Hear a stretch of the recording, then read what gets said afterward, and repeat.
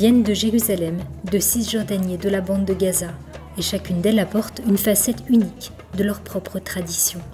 Ce sont les femmes palestiniennes de la Palestinian Women's Micro-entreprise Bazar, un événement organisé par le consulat américain à Jérusalem qui a eu lieu les 16 et 17 novembre à l'hôtel Ambassador.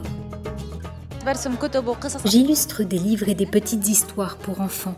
Malheureusement, il n'y a pas de maison d'édition à Gaza, de telle sorte que tout le travail est à l'étranger, au Liban, en Jordanie, en Arabie Saoudite. Dernièrement, j'ai illustré plusieurs livres, mais hélas, je n'ai pu en recevoir aucun. Quand j'ai entendu parler de ce bazar, j'étais très enthousiaste et j'ai eu une idée. Imprimer les dessins de mes livres sur des cartes postales, des cartes ou des couvertures de cahiers, de sorte que les gens puissent aussi en profiter en dehors des livres. Beaucoup d'entre nous n'ont généralement pas la possibilité de venir à Jérusalem, par exemple depuis Bethléem, pour exposer. Ce bazar représente donc une grande opportunité, grâce à laquelle les étrangers et les gens de Jérusalem peuvent voir nos créations.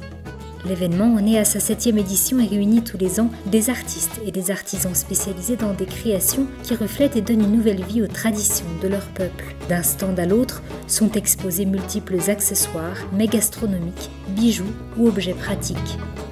J'ai commencé à créer des vêtements, puis un jour j'ai été invitée à participer à la semaine de la mode à Amman.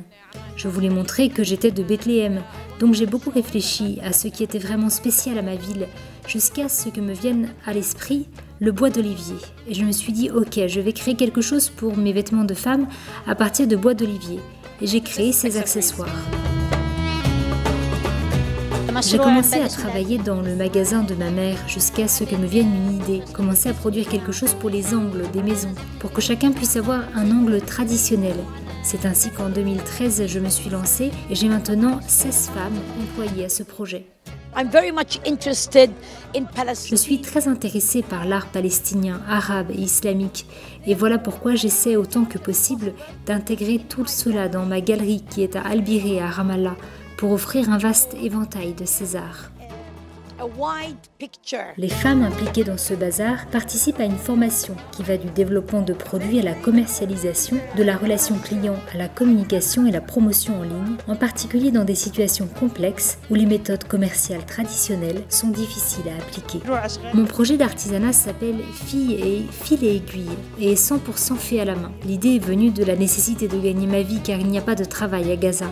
J'ai beaucoup de demandes de Cisjordanie, mais il est très difficile d'importer et d'exporter de Gaza à cause de la fermeture des frontières. C'est également compliqué de récupérer des matières premières et mon travail en souffre. Pour moi, ce fut une immense opportunité de venir à Jérusalem, car sur les 30 femmes qui ont demandé le permis de sortie, seulement 7 ont réussi à l'obtenir.